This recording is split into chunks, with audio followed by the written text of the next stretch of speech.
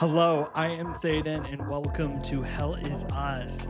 Today, I have a very specific goal in mind. I want to head to the Plains of Mist and finally get into, I believe it's called the Temple of the Fallen. I've been really struggling to figure out how to actually get into this, but I finally figured it out. And of course, as we're doing that, make sure to give this video a like if you find yourself enjoying it. And of course, if you are new to the channel, make sure to subscribe. All right, let's do it. Okay, the journals aren't telling me anything, I don't think. So I've got to figure out. The answer has to be here somewhere.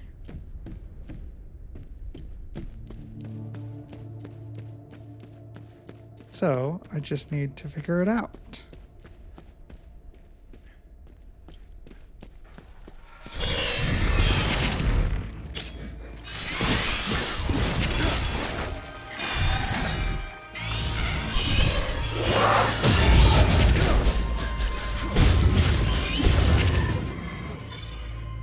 Okay.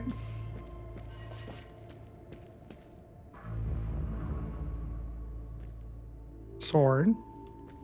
Okay. Don't really remember where the rest of them are.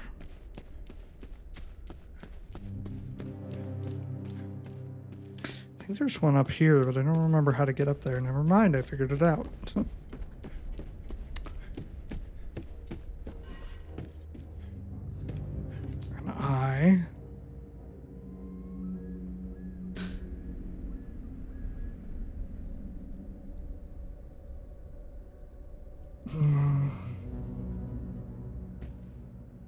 So the sword had a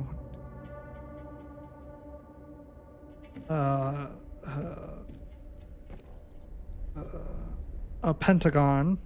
I had to think how many sides it had around it. This one has a square or diamond. I wonder if that is something. Ooh, let's take a look at this to see if that actually is something. Oh my god, it is.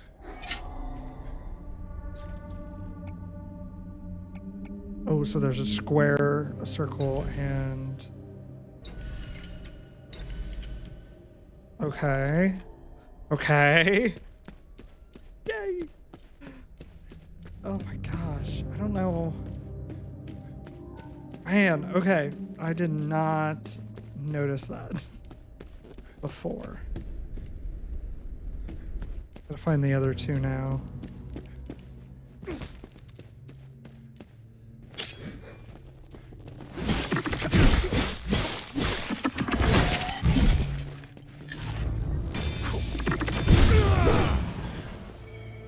Okay, so the diamond is in the square. And the other one we can deduce. Hello?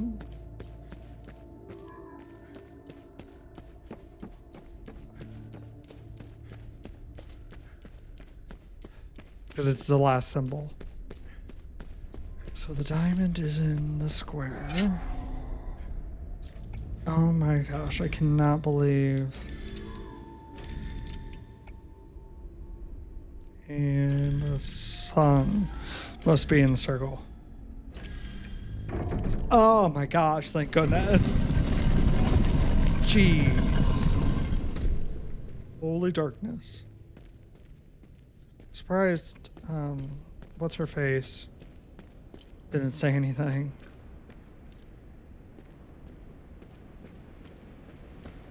Why do I get the feeling this place is going to be haunting?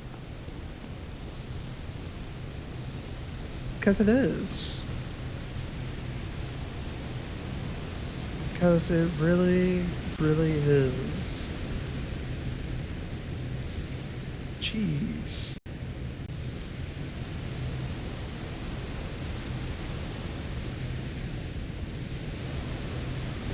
It's so cool though. Jeez.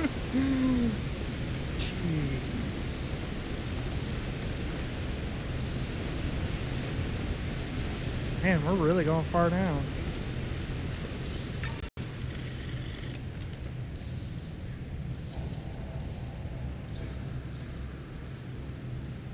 Listen to that music.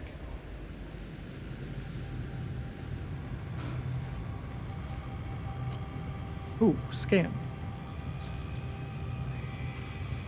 Sanctum of Divine Exaltation.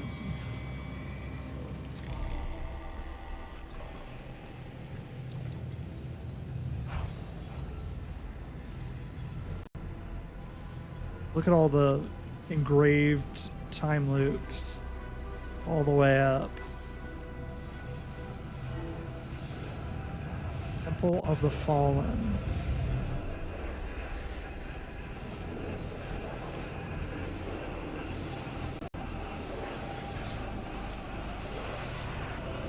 Sounds like a ton of screams.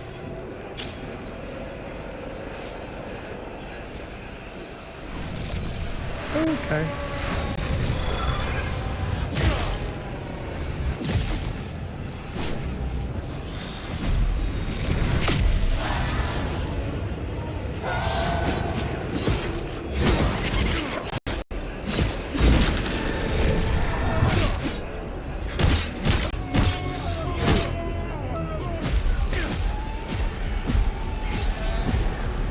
Chill, bro, chill.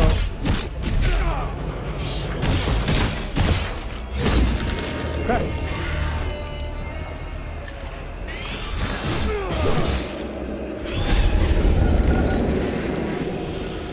It's one time guardian, time loop guardian.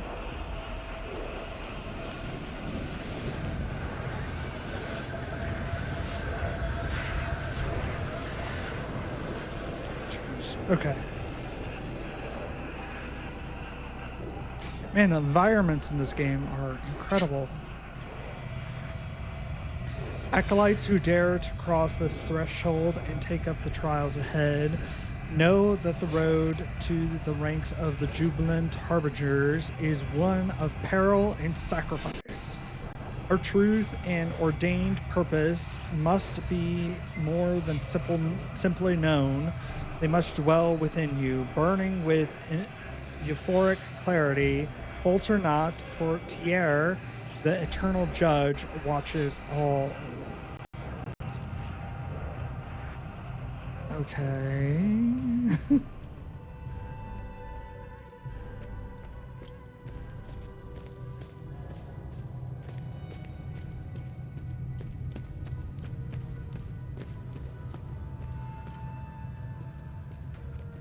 That one's all chained up.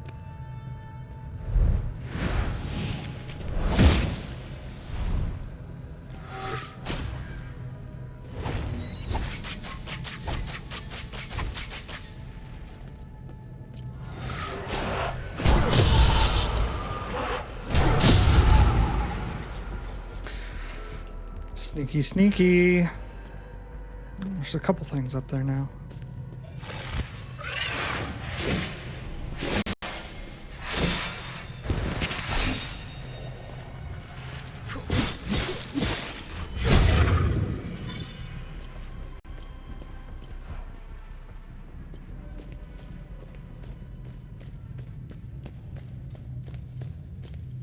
I'm a little bit on edge.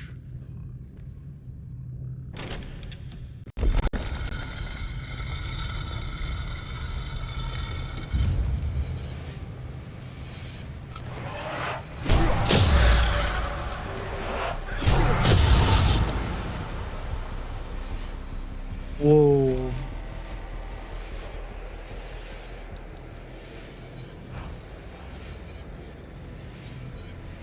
That is a lot of crypts. A lot of tombs. Beyond lie the remnants of an ancient dweller. Let me just start that over. Beyond lie the remnants of the ancient dwellers of our land and of these caves. Who they were, we know not, save that they were the first sinners, the earliest deceivers and weavers of falsehoods against our Lord Tier. We let their edifices of sacrilege endure behind this gate, not in honor, but so that we may profane them. Step forth, let your voice rise in fevered chant, and lay your wrath upon the accursed visage of the false king. No.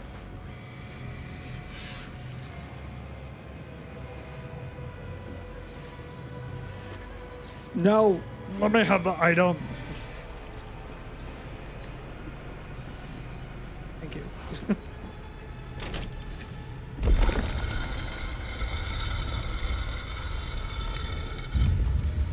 Jeez.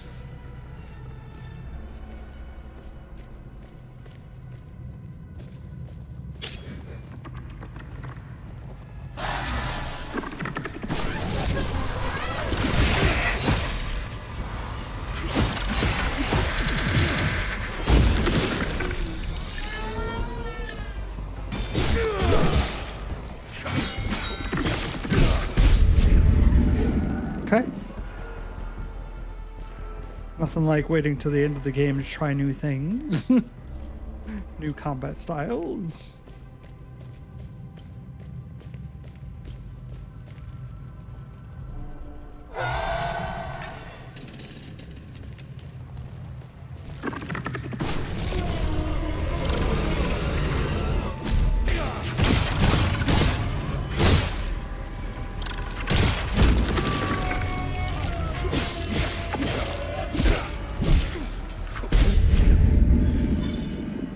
Did not feel good.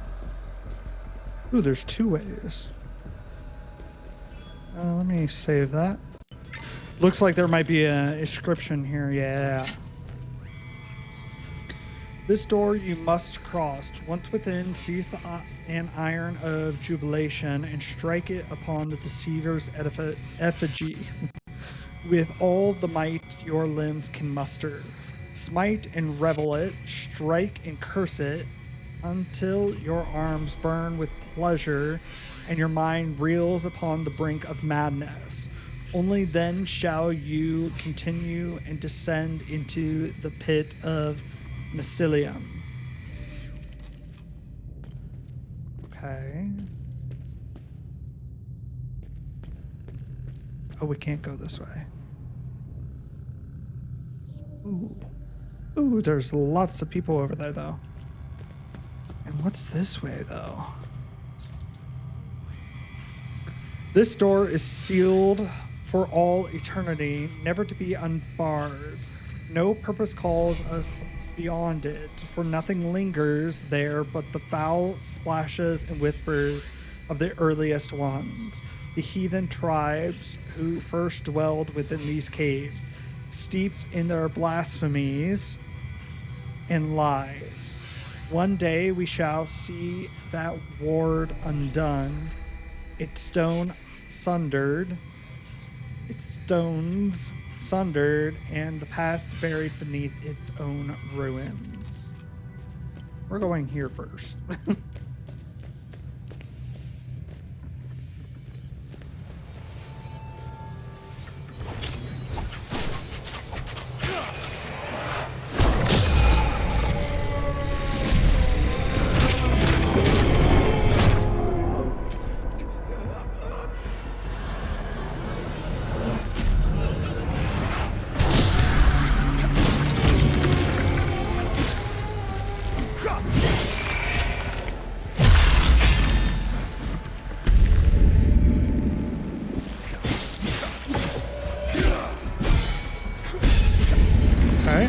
That was a time loop guardian.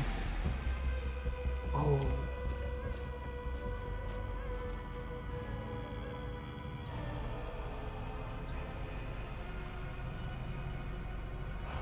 Those representing time loops, maybe?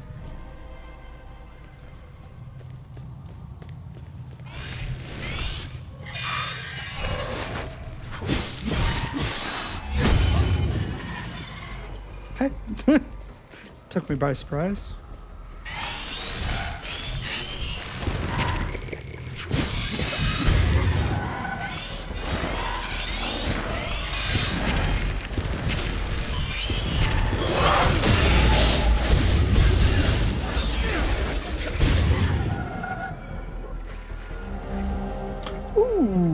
Alembic rod.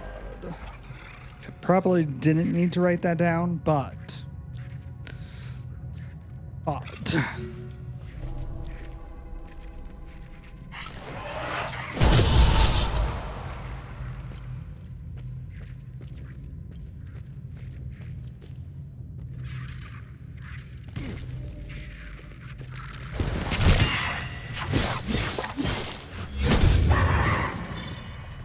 Okay. It was easy enough. Hopes that I parried. Ooh.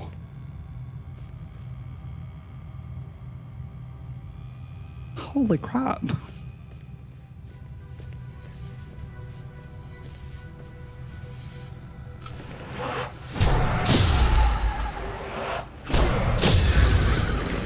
Another time loop guardian.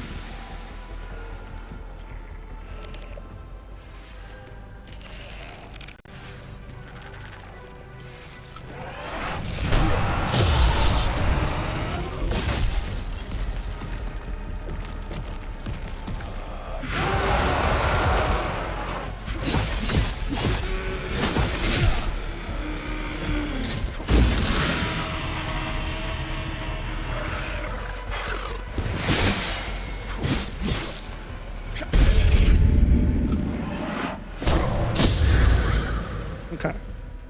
I think we're good. Okay, now I kind of want to look. Okay, so this is the bridge. The doorway we came in said that no one shall pass until the correct time, whatever. But they lead to the same spot. So, yeah. Unless that doorway, was there another broken doorway? Not really. I don't know. Weird. Weird.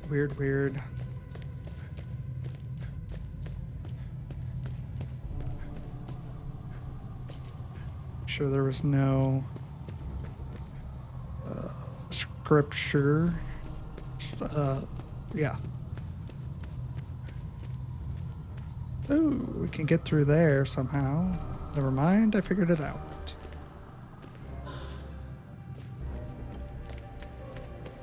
What is with the sounds? This one doesn't have a note. We still have that other direction, so I'm not sure where that leads, but we need to figure that out as well.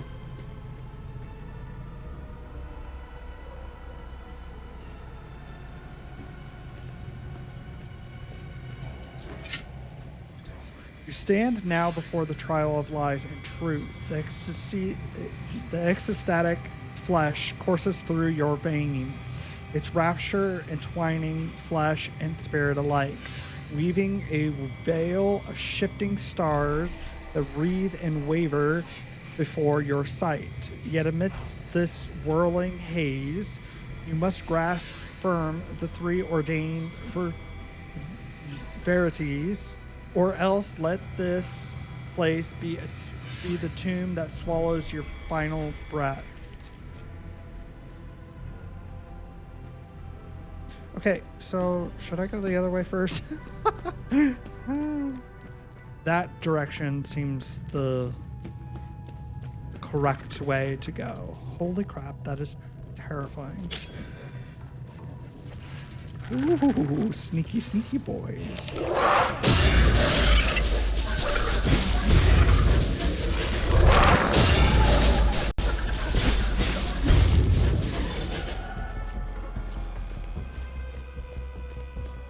That leads down.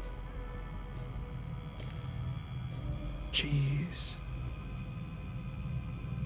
Yeah, that's the eye. The eye of,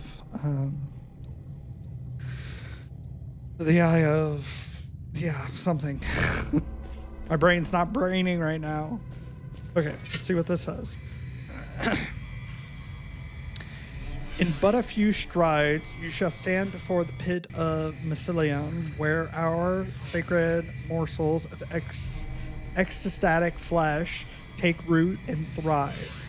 A handful you must partake, letting their essence seep into your very sinew.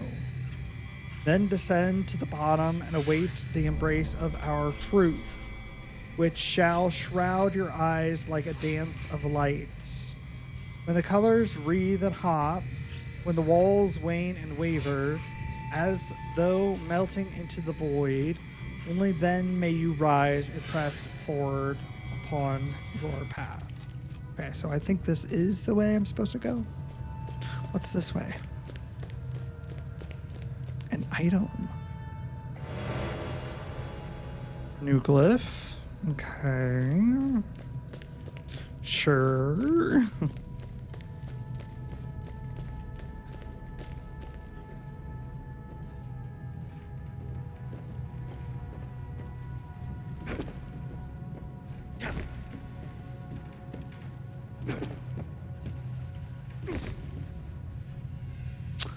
Well, this looks like poison.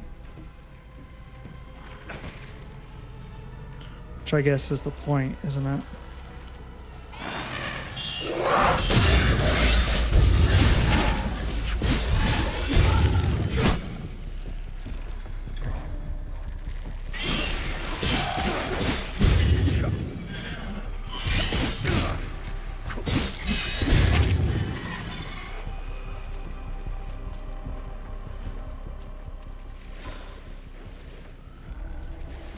Tuning stone. Don't really need any more of those, but okay.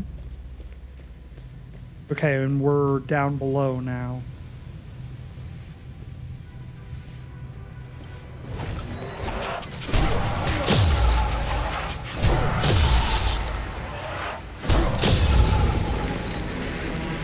Time Loop Guardian.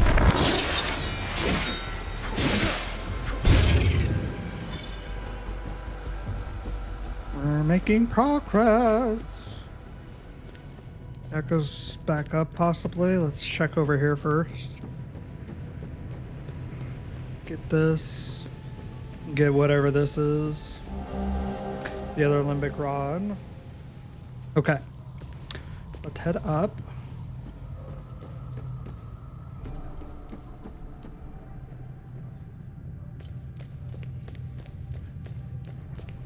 Oh. Another prism. We have so many prisms, but only one more time loop. It's a little odd. Wait, this is... We didn't go this way earlier.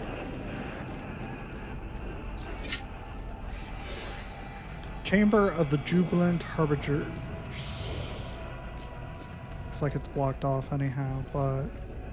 Ooh, it looks like we can get down, though. From somewhere. Cool.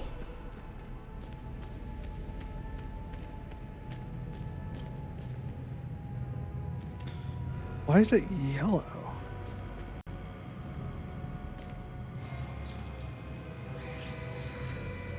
Tiara, the serpent monarch, forever protects its children above. Why is it yellow?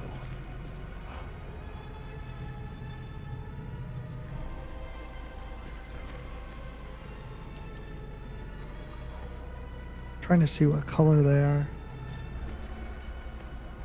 Red?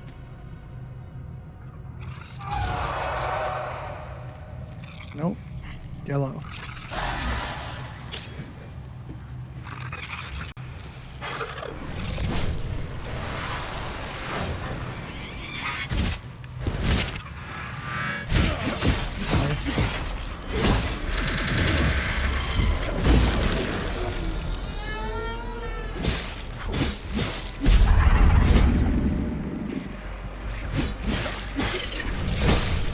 Gosh darn it.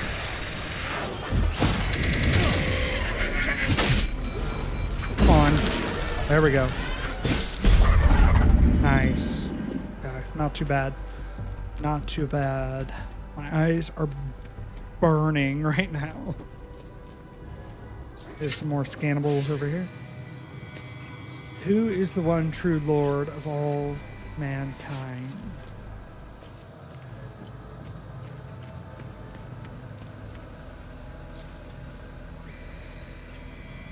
What fate befell the false god Setharus? That's the name I was looking for earlier. Couldn't think of it. What fate befell the false god Setharus? I need to be paying attention to these symbols. This one doesn't have a symbol. So we have a tree, a sun and moon. More scripture. Setharus the deceiver forsakes us for the golden star. Okay. The defiled golden star holds the decrepit corpse of the deceitful deity. Are they talking about the eye in the mountain? Is it a prison for Setharus? Ooh, that'd be interesting. This one's a star. Why do we scorn the empty promise of Setharus?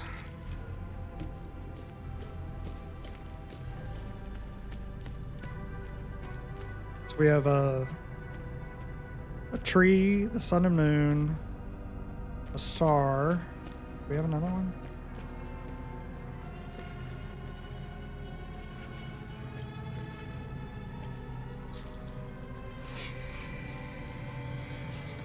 Abandonment. Power. That one was abandonment, I'm pretty sure. Right? Why do we scorn the empty promises of Setharus? Maybe not. Who is the one true Lord of all mankind?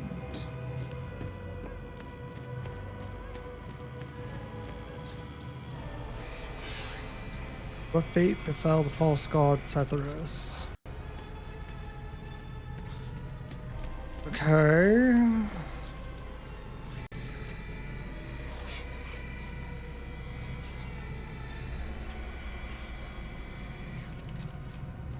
Star. Okay. Okay. Setharus the Seer forsakes us for the gold star.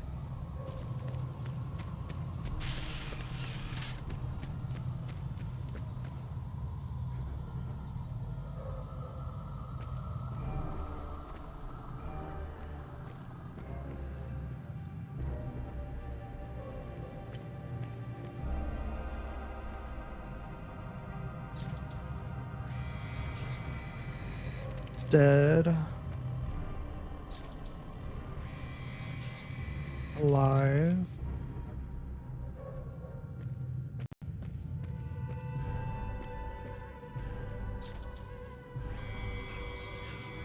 Setharus.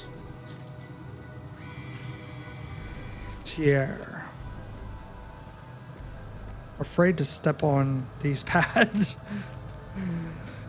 Okay, so gold or the star. Why do we scorn the empty promises of Setharus? Abandonment, probably. What does this say? Tier, the serpent monarch, forever protects its children above.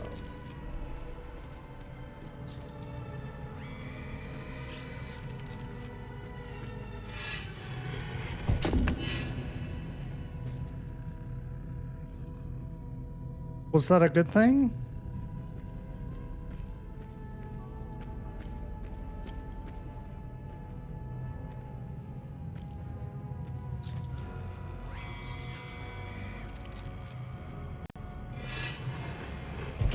Ah! Nope. That one was wrong. It's just they were talking nonstop about Cethras, so I judged wrong there. Oh gosh. I'll get us back to where we were. But abandonment was correct. So abandonment, tier, and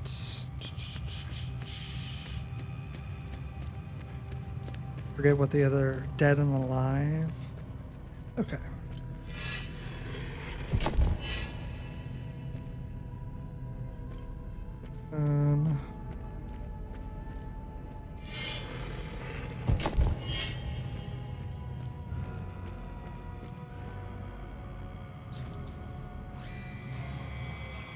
Dead.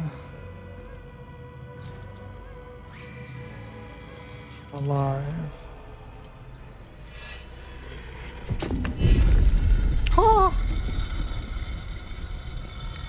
Cool. So abandonment, tier, and dead.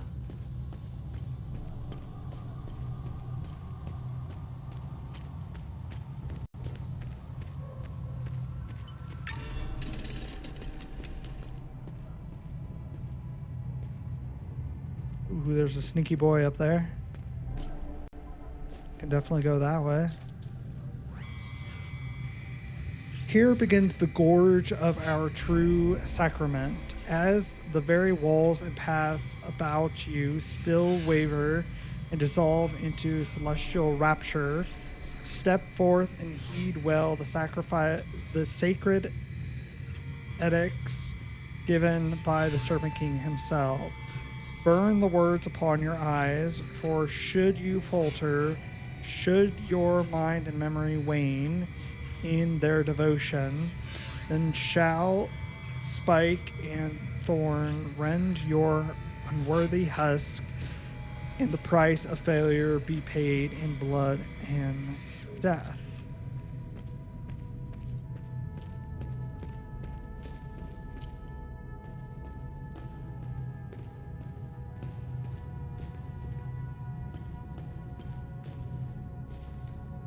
Hourglass in hands.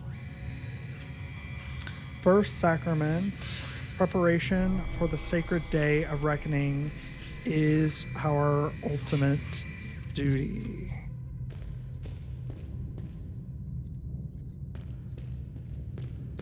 I'm very curious as to what's over here, though.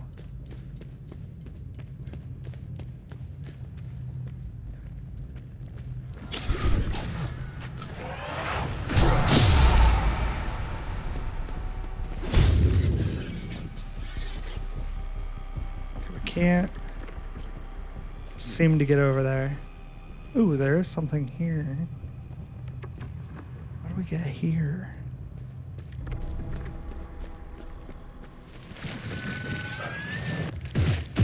Never mind, I think I figured it out. Ooh. Oh, oh, oh. There was a ladder. Yeah, let's go up here. Oh no, we can't go up there. Never mind, we can.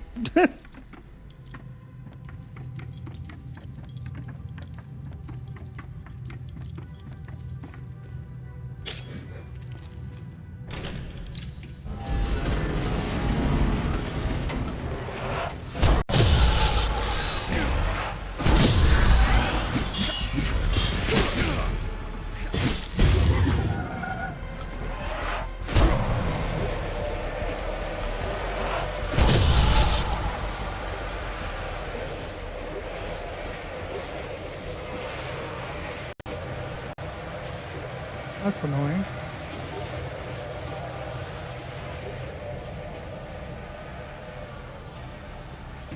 So that opened that door.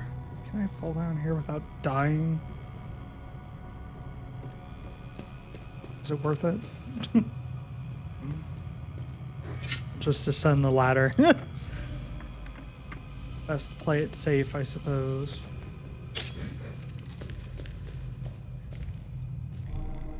Can't. No.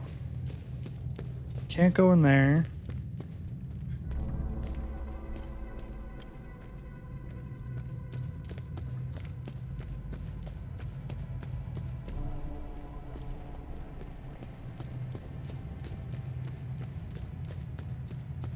I have a feeling we definitely did need to do that first, so I'm kind of glad I came back.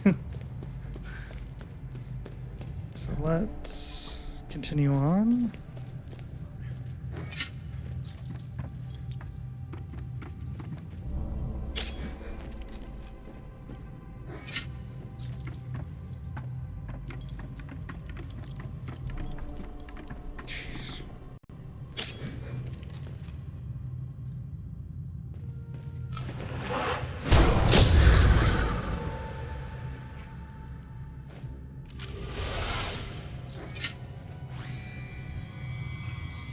Second sacrament, as is our will, the wrath of unbelievers shall fall upon us. What? As is our will. Okay. Actually, forget what the first one was. Should probably have written those down.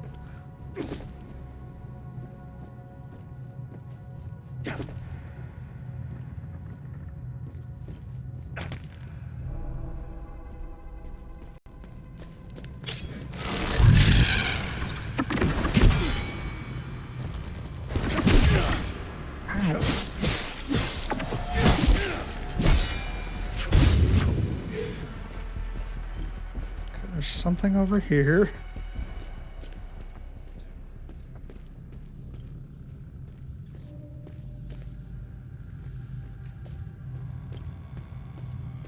I think I hear another guardian.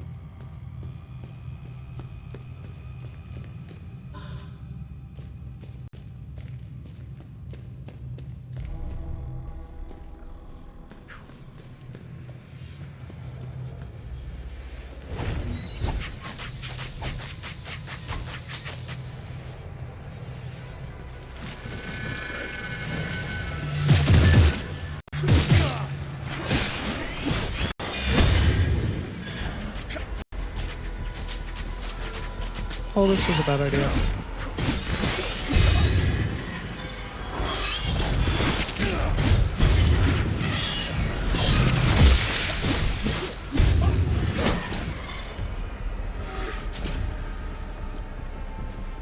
Can I... Let's try to get rid of the floaty boy.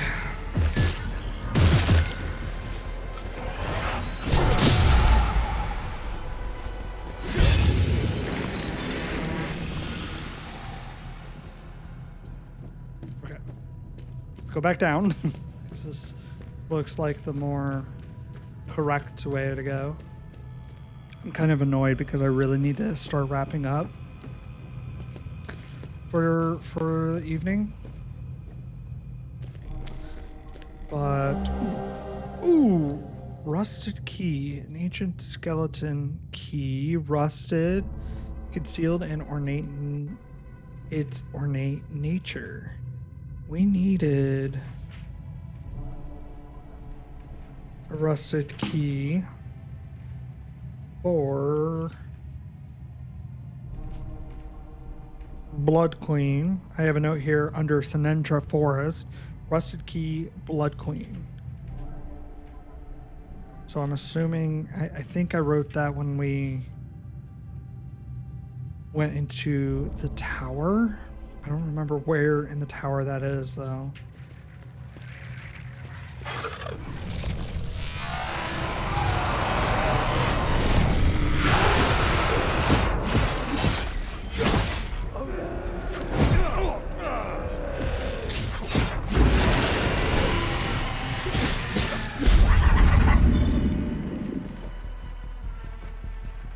Well, I think I found where the rusted key goes.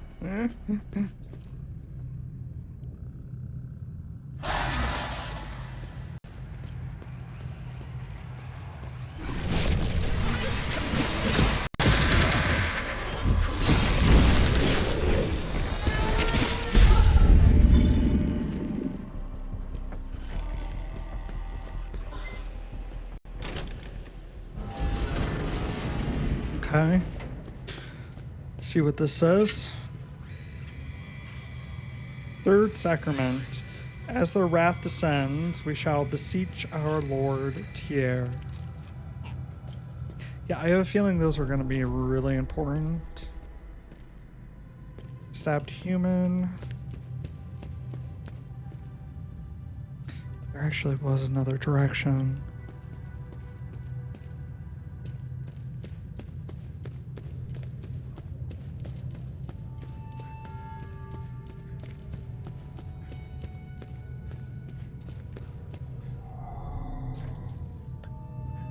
No.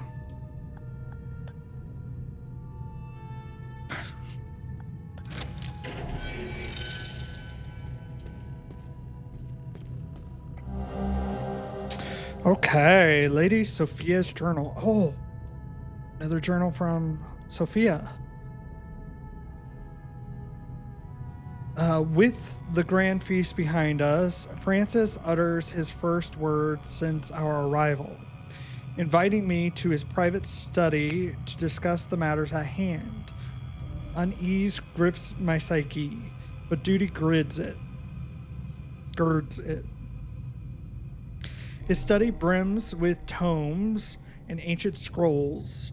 We spoke for hours, his demeanor a stark contrast to the wanton barbarity on display around us.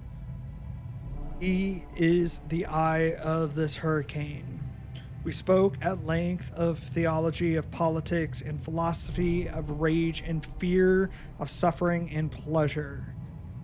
I expected a savage, egotistical madman. I found an unassuming, erudite scholar, charismatic, empathetic, and unfettered by social constraints. Francis lives by the fires of his heart, his passions wholly embraced. It is clear now why traditionalists and reformists alike shun him so. Francis is a profoundly fascinating man, an enigma of our age. I find a certain admiration growing in the creases of my mind. I know not what awaits me here or upon my return, but I do know that I am forever changed. So she was converted? New research item, a wooden box containing a human skull. What's in the box? A waterlogged paper with faded text accompanies it. Very much Seven, the movie Seven. But we don't read the paper? I guess we'll figure it out. Francis's journal, Queen's Envoy, a faded page from the journal of Francis Aldrich about his meeting the Queen's Envoy. The Queen's Envoy has arrived as anticipated. The aristocracy is entirely too predictable, thinking they have any influence whatsoever over matters of the divine. I was chosen by Tier to carry out his sacred mission. The futile meddling will change nothing. But this Lady Sophia Morton. She is possessed by a singular beauty, enough to drive any man to madness. Graceful youth, alabaster flesh, supple and delicate. I feel a carnal yearning rising within me. I will have her this night. Okay. Gotcha. Okay.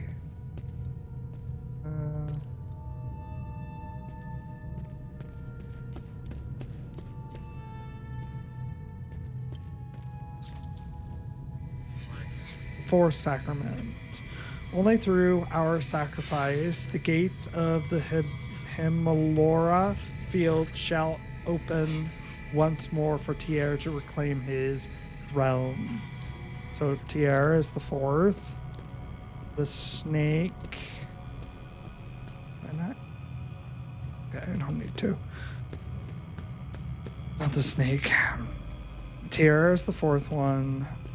The sacrificed human is the third one. I did not look or remember the first two.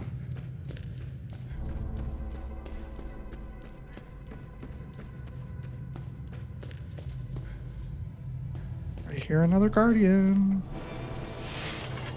Ecstasy axes. Those look crazy.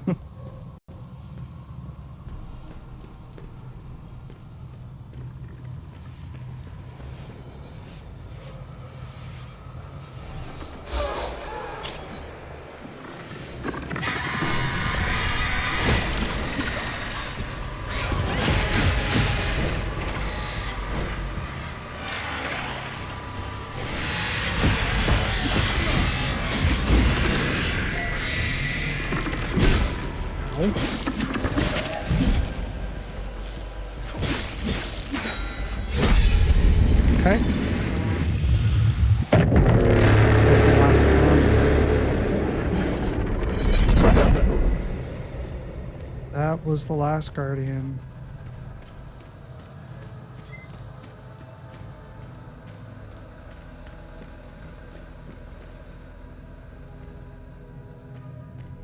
Okay. I'm guessing this is where the key is going to be.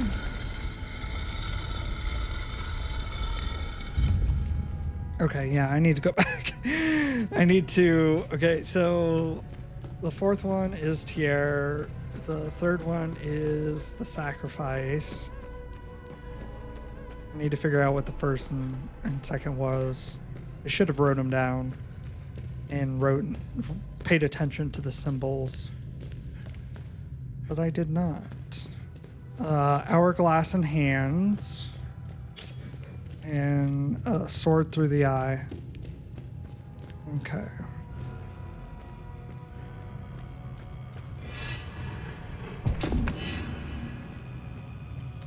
Sword through the eye.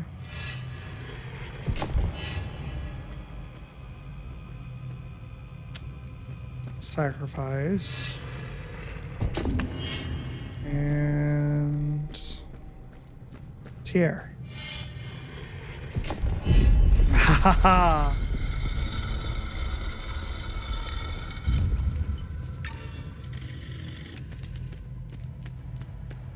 Okay.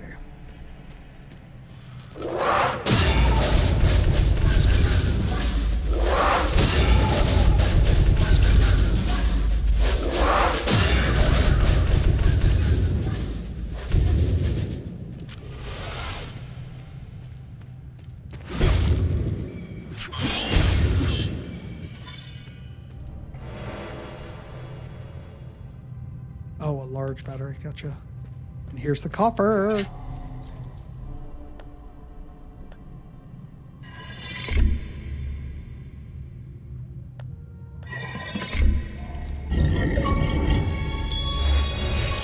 Super sleuth. Resolve all mysteries. Yay! Of course, I won't get the good deeds. Okay. Of course, I won't get the good deeds because I missed the baby one. Which honestly is probably the worst one to miss.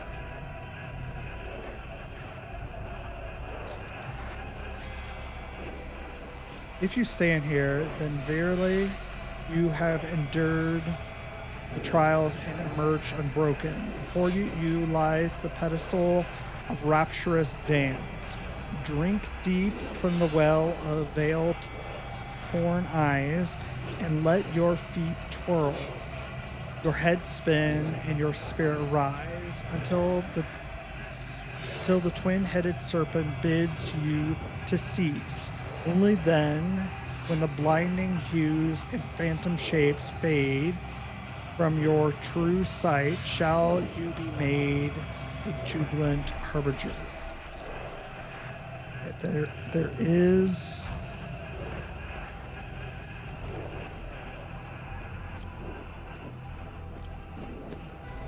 There's something here. New defensive gear. Striking an enemy will reduce the damage you take. Okay.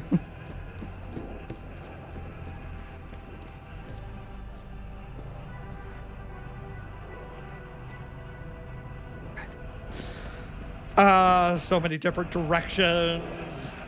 Let's go up.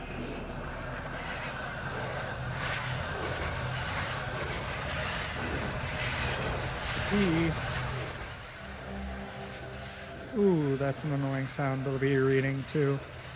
General Ulza's note, an ancient scroll left by a warden of the Eye. To whomever finds this right, it assuredly means that our fathers of the Order of the Eye and the Eye of God itself must stand upon the precipice of terrible danger. General Agatho perished seeking this accursed place. I have followed his path and finally discovered it, and yet I still draw breath. Within this wretched and unfathomable temple, amidst its twisting poles of lies and folly, I have ascended to the nigh unreachable point. It is in this place I elect to enshrine and conceal my chosen burden, the keystone of ecstasy. The limbic entities have remained legion, slithering and unrelenting, seeping through the very marrow of this forsaken ground. But let them be. Let them stand as relentless sentinels, their presence a deathly ward against all but the most exalted and skilled amongst our order. To such an orchestration we have all agreed so many seasons ago. And yet I am burdened with doubt. The limbic energies here still surge with extreme intensity. What shall become of the keystone? Steeped from near eternity in such a debilitating current, none of us, the architects of their very making, can claim to grasp the full breadth of its working. What we have wrought, we have not yet fully mastered. Once our artifact reclaimed, I know not what might occur.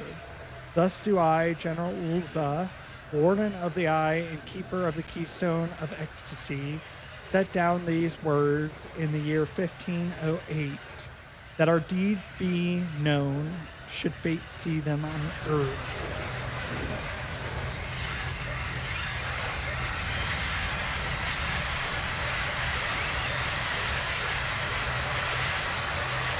What is down there?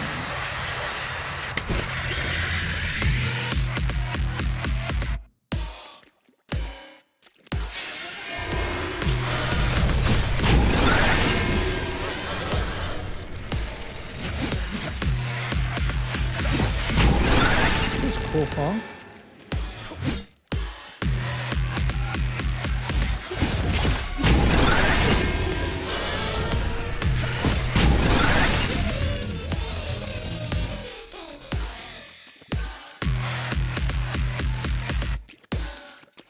There it is. This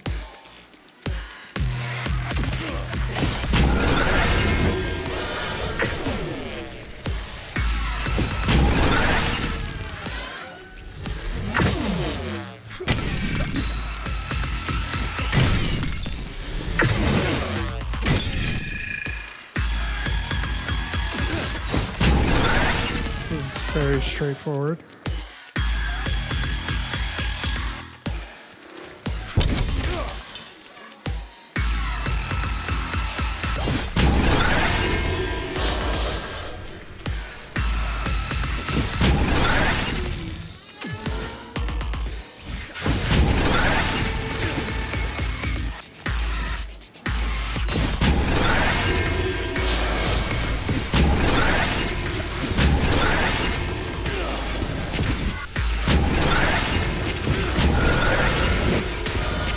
Okay, getting a little more chaotic.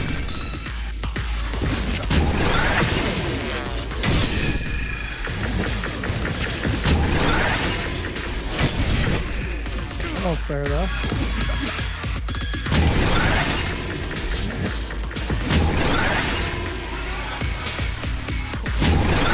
Oh yeah, definitely almost.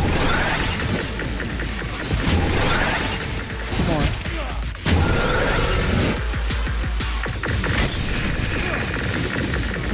Not.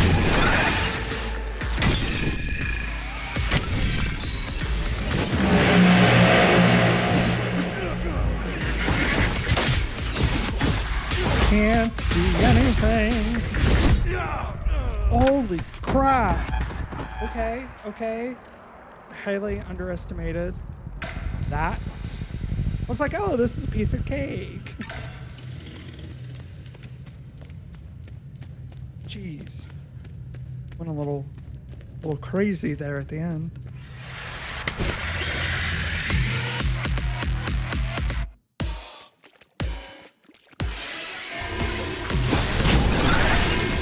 Kind of annoyed that I have to do this whole thing again, but that's fine.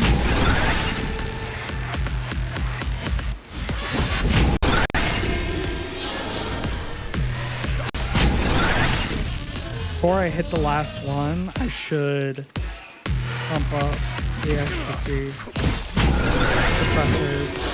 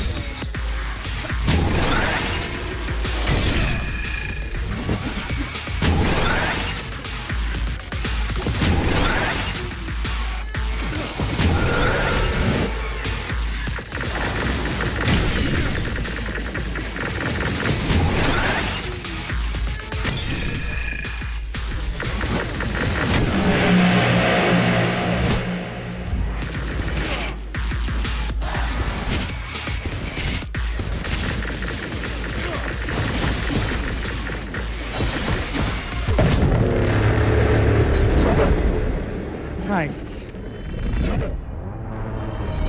Got it.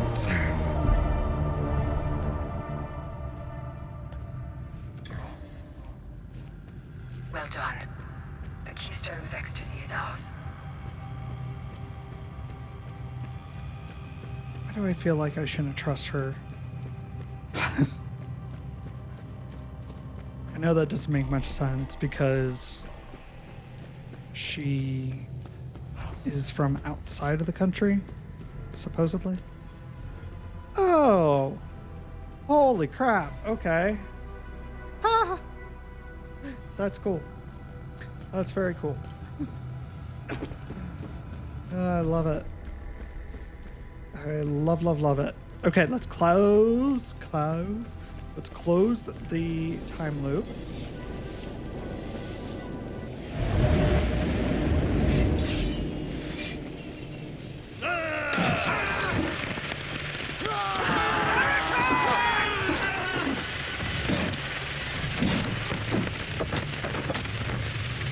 Sound effects are crazy.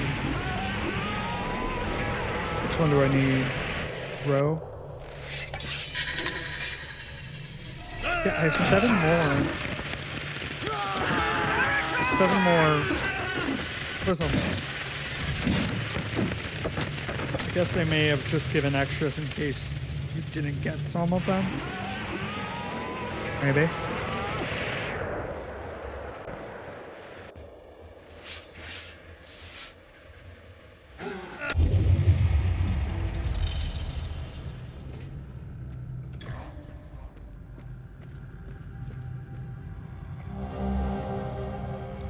Francis' journal.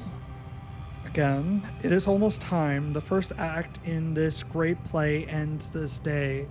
Lady Sophia Morton is the cornerstone. She will make a fitting sacrifice, the ideal catalyst for the carnage to come.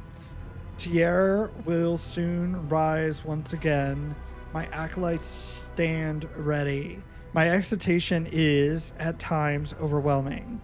I revel in the delectable delight of what is to come. Dear, look upon us as your will be done. Okay.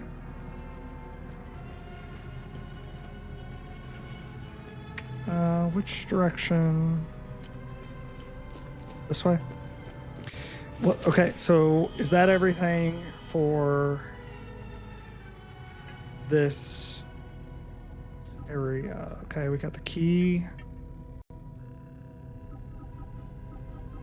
We have another research item.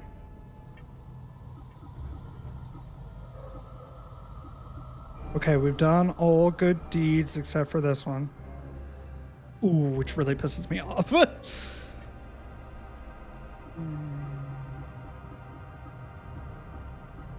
Got all the mysteries. And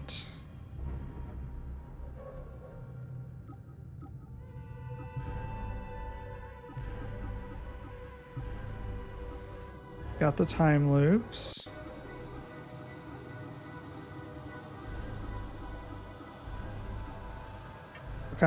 Okay. So I think we are done with the Plains of Mist. Okay, so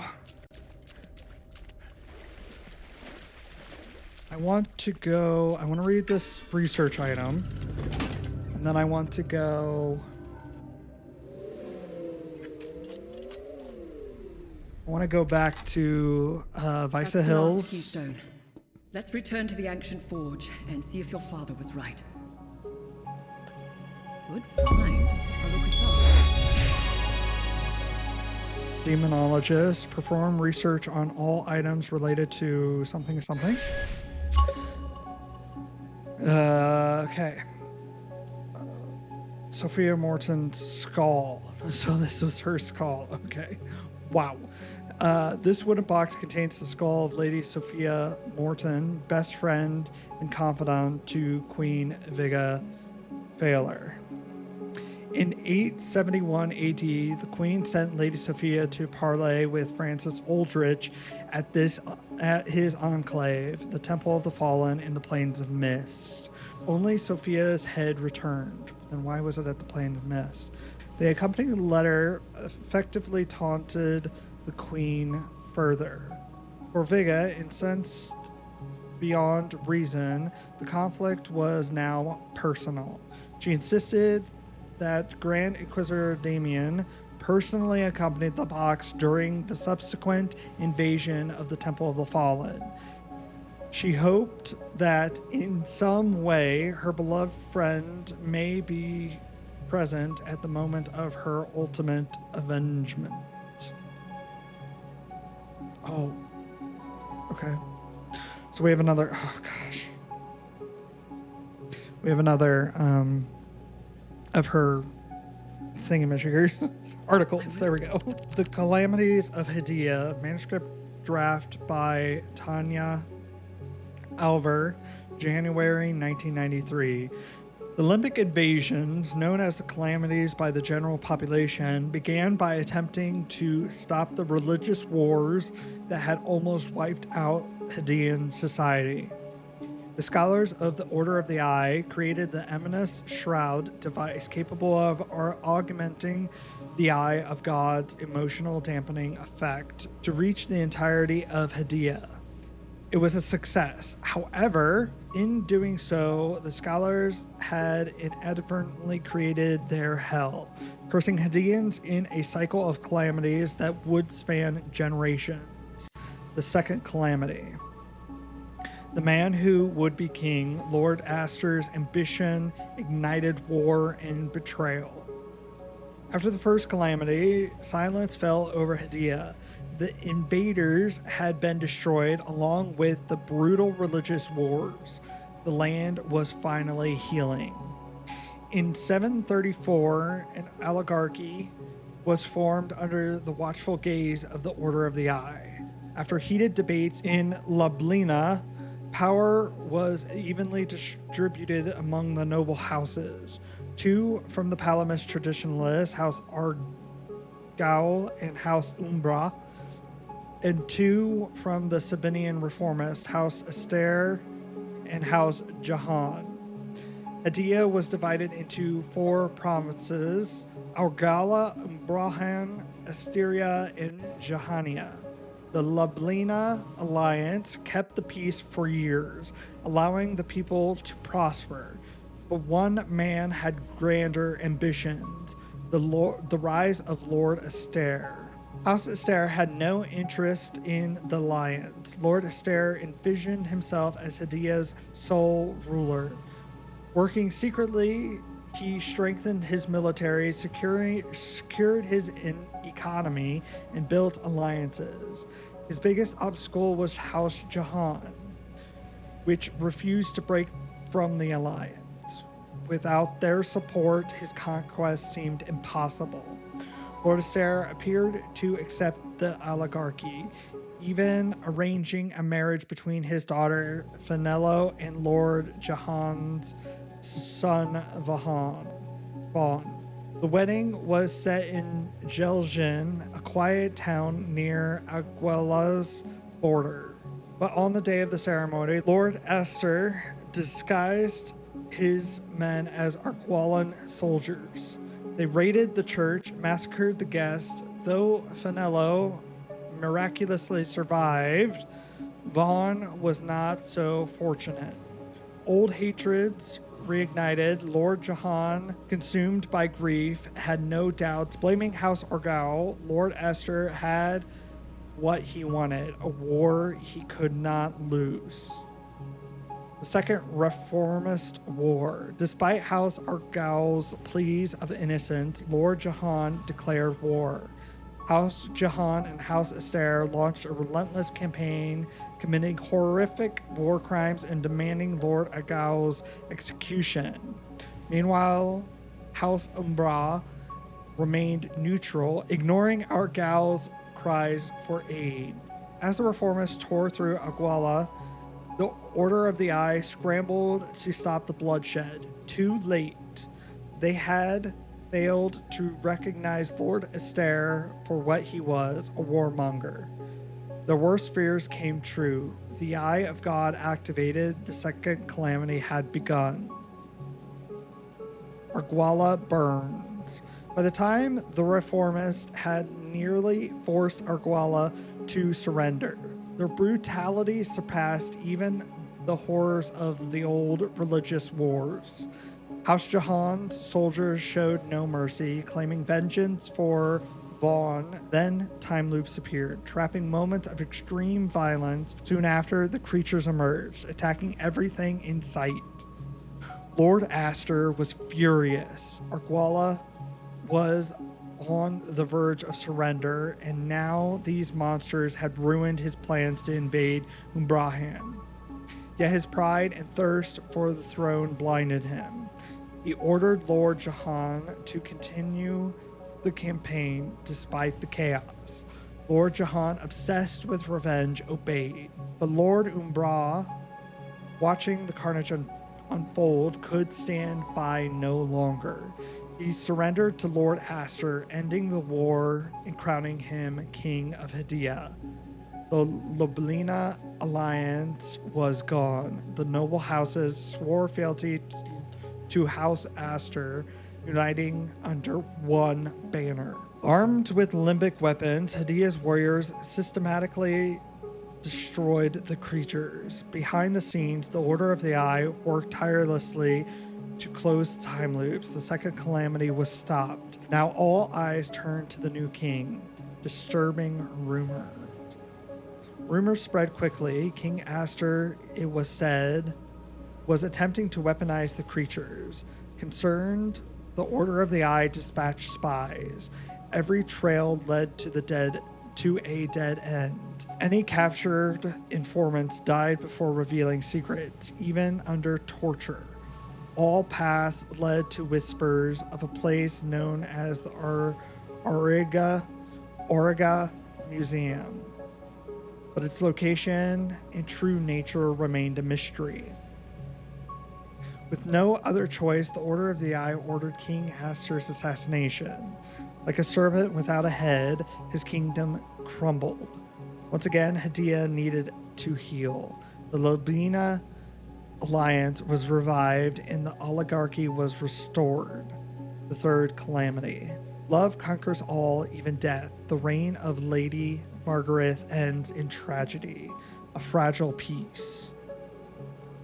Following the Aster's downfall, Hadea's noble houses signed a new treaty, forming the Second Liblina Alliance. Peace, however, remained tenuous. The Order of the Eye, wary of history's brutal cycles, sought to prevent another disaster. The scholars theorized that violence triggered the emergence of time loops, the strange phenomena responsible for past calamities. Determined to suppress conflict, the Order placed spies in every noble house, urging leaders to renounce violence as a mortal sin.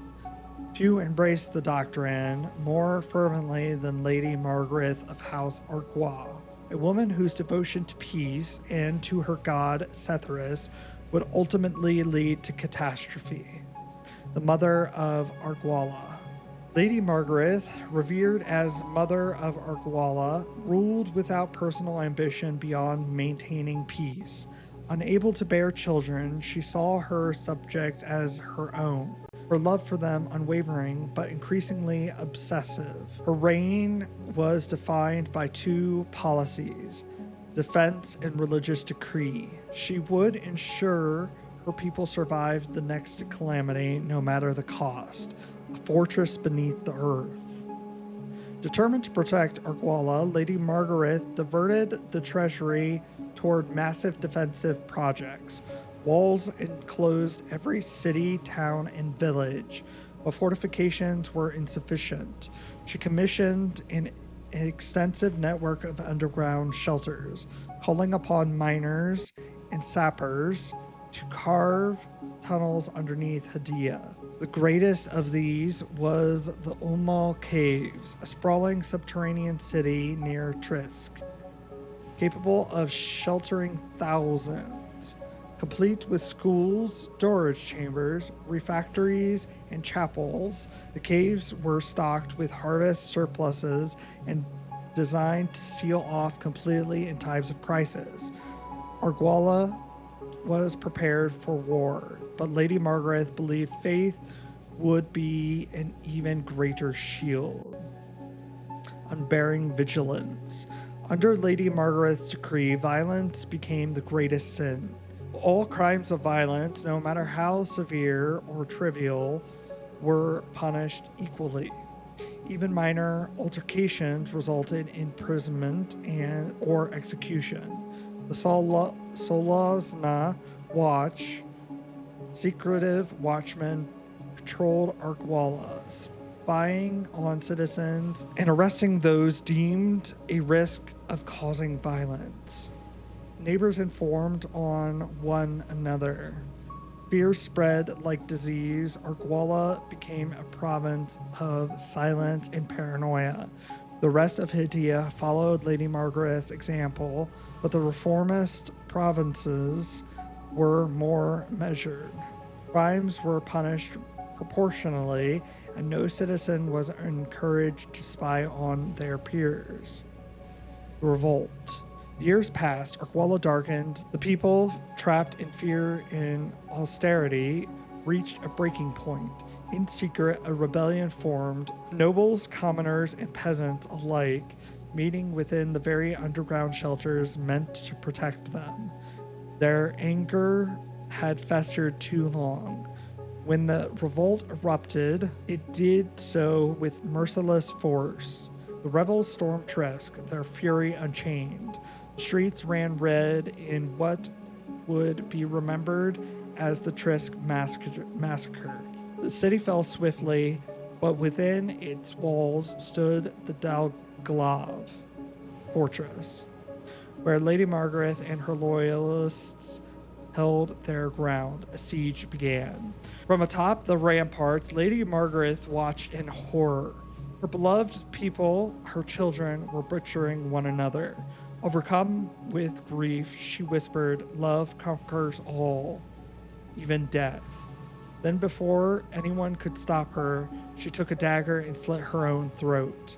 A time loop formed around her, trapping her in an endless cycle of self-destruction, replaying her final tragic moment for eternity. Creatures abound. The Order of the Eye, desperate to prevent disaster, had no time to act. The Eye of God had opened. The third calamity had begun. Time loops spread across Arguala, opening in the streets of Trisk. The nightmarish creatures emerged, indiscriminately attacking both rebels and loyalists alike. House Umbra responded first, mobilizing its force against the chaos. Armed with limbic weapons, their warriors pushed back the monstrous invaders. The Argualian military secured Dalgolov fortress, aided by mysterious fighters as scholars, proto-martyrs worked frantically to close the time loops. The battles raged. Slowly, at significant cost, House Umbra and the surviving Argualan forces eradicated the creatures. The calamity was over. A costly victory. Trisk lay in ruins. Arguala had lost its mother. The woman who sought to shield her people from suffering had instead drowned them in it. The scholars, burdened by yet another failure, were left to pick up the pieces. Once again, Hadea would need to heal. The fourth calamity, the betrayer. Hadea's darkest hour unfolds as a heretic's machinations ignite a catastrophe. A kingdom united and fractured. Despite the scars of past calamities, Hadea thrived under King Marcus, the monarch established through the decree of holy symmetry. Sought to unify the once divided Sabinian reformist and Palamist traditionalist. Under its terms, each ruling monarch would sever ties to their noble house, and the heir would be required to marry someone of the opposite faith. Hope flourished as Marcus Slab of House Umbra ascended the throne alongside Queen Viga Phalar of House Astaire. The Lublina alliance was dissolved, replaced by a kingdom where noble lands became duchess and barons. Both churches secured positions in court, ensuring religious balance. For a time, it seemed the new order would hold, but one man, raised in the shadow of war, would see it undone. The prodigy turned heretic. Born between the second and third calamities, Francis Aldrich was raised in a strict Palamist household, where discipline bordered on cruelty. His parents forced him to kneel before the eye of Cethres for hours, sometimes days. The symbol loomed in every room. Its omnipresent gaze haunted his childhood. Surviving the third calamity, Francis concluded that the creatures were inevitable, a punishment for humanity's weakness. Resistance, he believed, was futile. Despite his upbringing, Francis excelled in academia, earning a place in prestigious school secretly operated by the Order of the Eye. His intellect was unmatched, but so was his arrogance. Though the scholars recognized his potential, his hubris kept him from fully entering their ranks. The Order never entrusted him with their most sacred knowledge, their mission to stop the calamities. Suspecting he would soon be cast out, Francis broke into the Forbidden Library. He barely had time to turn a page before the full guard seized him. But in those few moments, he ripped out and concealed several pages containing secrets of the time loops and the predicted date of the next calamity. Expelled and disgraced, Francis wandered the forests of Umbrahan along with his stolen knowledge. It was there, in the depths of solitude, that he claimed to hear the voice of Tier, the rise of servants of Tier. Hallucinogenic visions led Francis to a revelation. Tyr, the two-headed serpent, was the true god of humanity. Cetharus, he preached, had long abandoned them. The time had come to embrace raw passion, to surrender to desire long suppressed by Palamist and reformist doctrine. At first, he was dismissed as a lunatic. Villagers drove him away, priests condemned him, and crowds jeered. But he remained steadfast.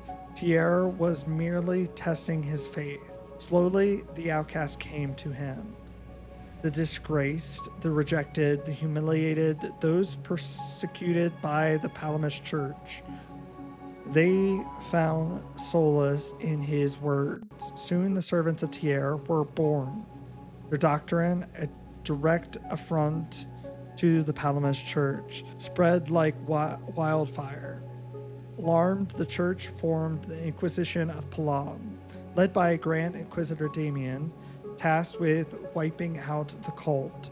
The Inquisition swept through Imbrahan, unleashing mock trials, burnings, and brutal purges. The servants of Tyr fled eastward, seeking refuge in reformist lands. Queen Viga's defiance. Unlike the Palamists, Sabinian reformists tolerated the servants of Tyr. In the act of goodwill, Queen Viga allowed them to settle in Jahania, denoting land to build their first shrine, the Sacrament of the Fallen. The decision infuriated the Palamist Church and King Marcus, who saw it as treachery. You failed to consult me when you created the Inquisition, Queen Viga retorted. Tensions at court escalated. Meanwhile, in the Plains of Mist, the servants of Tyr isolated themselves behind high walls, accepted only traders through a single river checkpoint. Locals grew uneasy. Rumors swirled, disappearing travelers, unnatural sounds, strange lights at night. The queen's advisors urged her to investigate. She sent her most trusted diplomat, Lady Sophia Morton, to parley with Francis. It was a journey that ended in horror. The betrayer's trap. Sophia never returned. Instead, a single survivor limped back to court, carrying her severed head in a basket. Enraged, Queen Viga ordered an invasion. The Jahanian army, reinforced by the Palamist Inquisition, laid siege to the Sacrament of the Fallen. For weeks, the cultists held the walls with fanatical resolve. Then, without warning, they abandoned their defenses. The army stormed the compound, expecting a final battle. Instead, they found eerie silence. Francis sat on his makeshift throne, serene, smiling. His followers knelt in circles, whispering prayers and singing hymns. Soldiers hesitated, then raised their swords.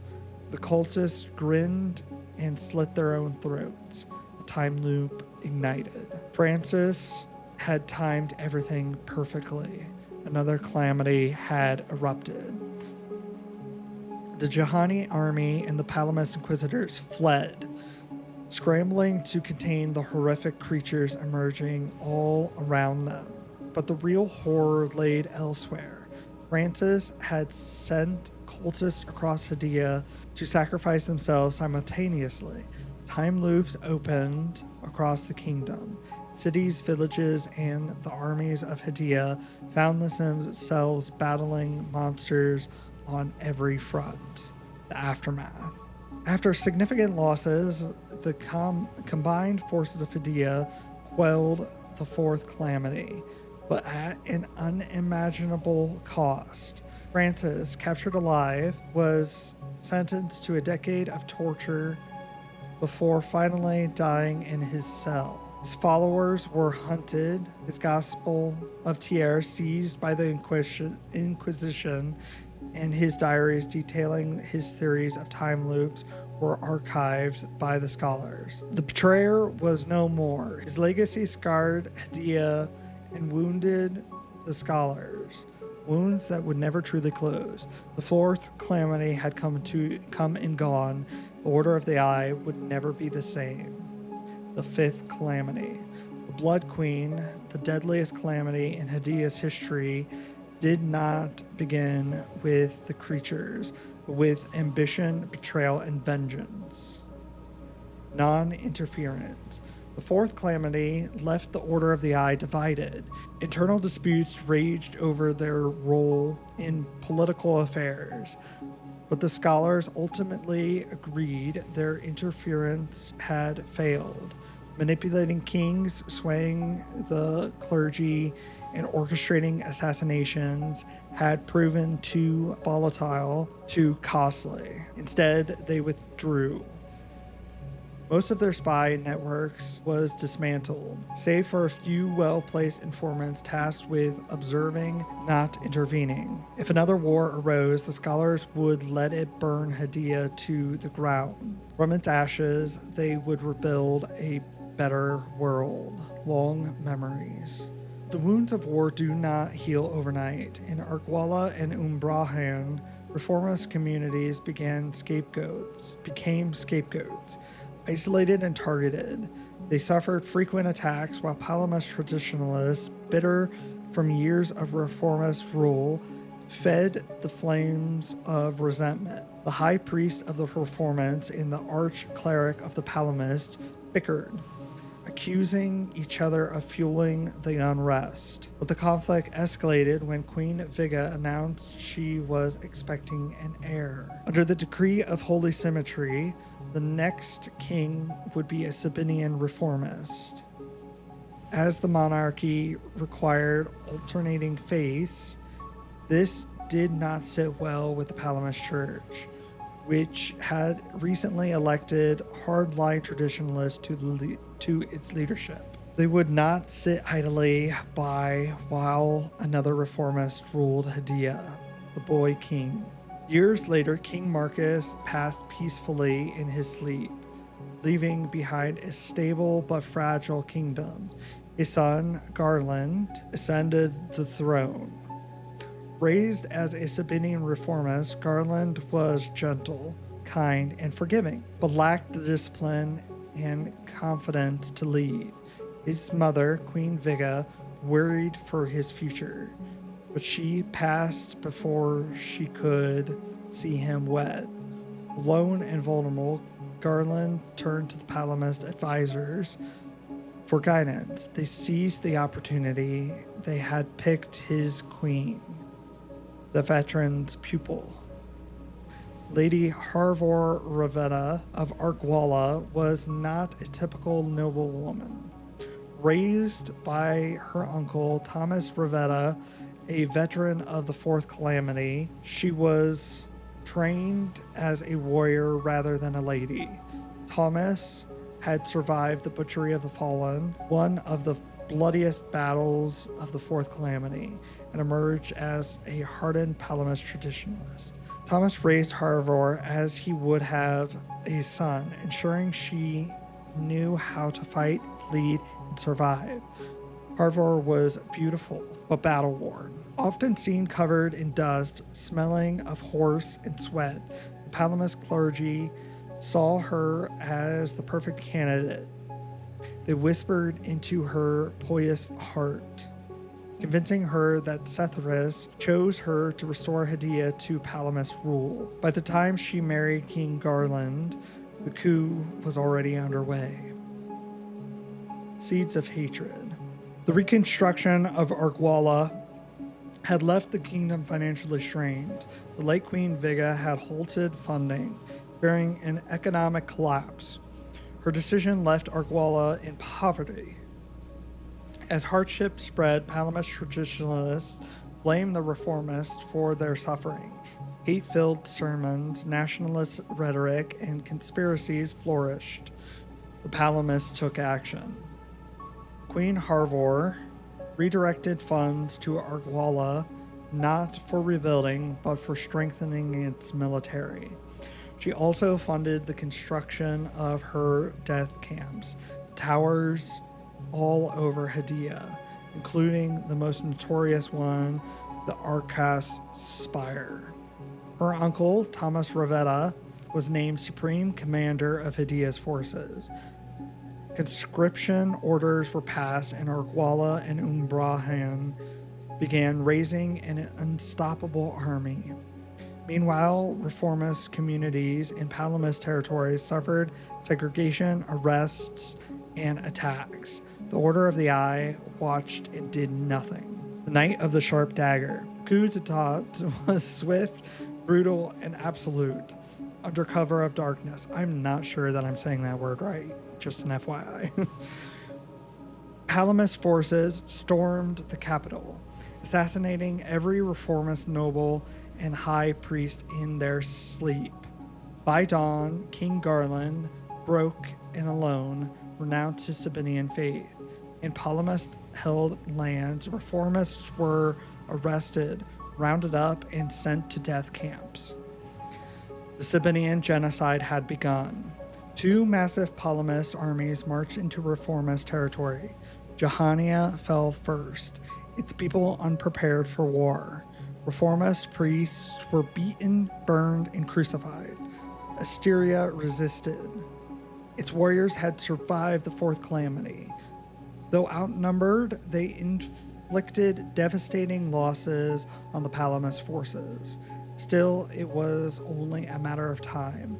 The Palamas army united into one unstoppable force, pushing the reformists into their last stronghold, Lossless, the capital of Assyria, the last stand. The siege began. Inside the gates, the Sabinian reformists knew their fate. Rumors of mass executions and extermination camps had reached their ears. They made one final decision. They would die fighting. At dawn, the city gates burst open. Starved, desperate, and filled with hatred, every soldier, every citizen of Loslius charged the Palamas army in one last stand. The bloodshed was unimaginable, savagery beyond reason. Then the Eye of God opened. Time loops appeared through the battlefield, trapping and slaughtering in endless repetition, fueling a flood of monstrous creatures. The Palamas army collapsed. In the rest, Hadea, inside the mass execution camps, time loops opened as civilians were being slaughtered. For the fifth time, a calamity had struck in Hadea. Tabula rasa. The scholars were ready. The full guard was unleashed. Time loops were shut down. King Garland and Queen Harvor were assassinated. Though Queen Harvor's name was erased from history, the legacy drenched in blood remains. Only her Arcas spire still stands today, sealed shut as a reminder of the dangers of unchecked passion. In whispers and secret circles, Palamists and reformists still remembered, and Hadea never forgets. The war was over, hundreds of thousands were dead, the monarchy was shattered, and for the first time, the Order of the Eye took direct control. A puppet monarchy was installed, ruled by scholars disguised as kings and queens. A new holiday, the Carnival and the Week of Peace, was established to reshape cultural memory and ensure control. For over 1,000 years, the calamity ceased. Scholars believed they had won. They were wrong. So that was a mouthful, and I am exhausted after reading all that. But it was really interesting to have everything we've been learning throughout this game to be kind of compiled into one document, I guess.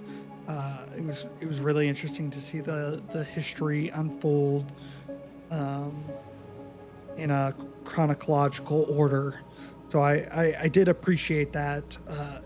it was a mouthful, and I can only imagine how long that actually took me to read. And I do feel lightheaded after that from all the breathing and reading aloud.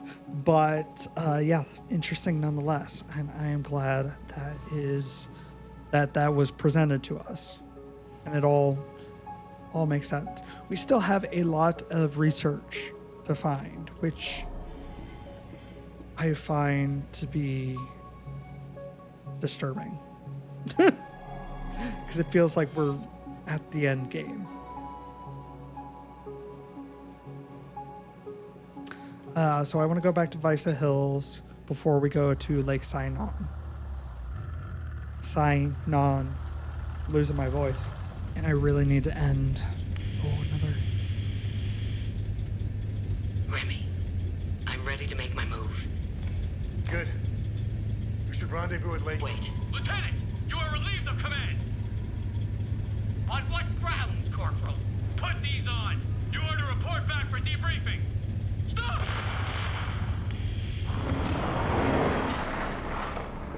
Arabeth? Arabeth! Ah, fuck!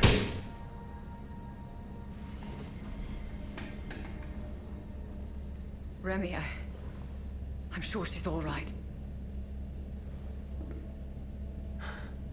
Unlikely. I know a survivor when I see one. Do you think she knows you were going to say Lake Sinon? What difference does it make? We got work to do.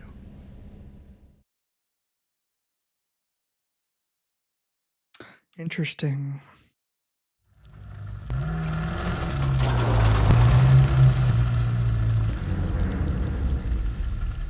Yeah, I feel like she survived. She seems like a survivor, like Tanya said.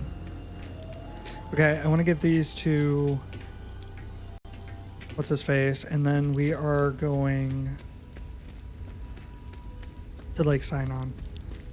I really should stop, but I feel like we are so close. But I feel like we still need so much research items. I don't know. I feel like I've gotten everything. What's our status on time loops? Good. You closed a few of them. I'm sure there are more out there.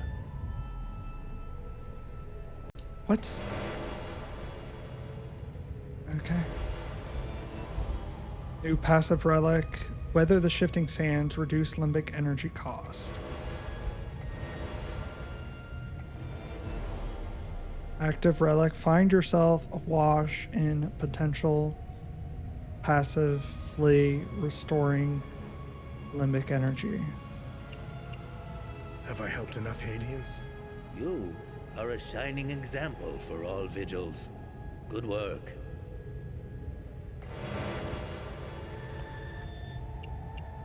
Okay. So I got all good deeds except for one. It looks like I'm pretty sure I got all of the time loops. Okay. Go back to the vehicle. The only other thing I can think of is to go to Lake Sinon. All right, that is going to do it for today. I know that last part was quite lengthy and a lot of reading, but I found it interesting, and I'm sure at least someone, I'm hoping, actually found it interesting as well. In the next episode, I am thinking that it's probably going to be the last episode, and we're going to see some kind of resolution to the game. So I'm really looking forward to that. I hope you are as well. If you found yourself enjoying this video, make sure to give it a like. Greatly appreciate that, and helps me out so much. And of course, if you are new to the channel, make sure to subscribe. That way you don't miss any upcoming videos. And we have a lot to look forward to this coming year on the channel, so make sure to join along. All right, again, thank you so much. I hope you all have a beautiful rest of your day, and I look forward to seeing you again very soon. Bye.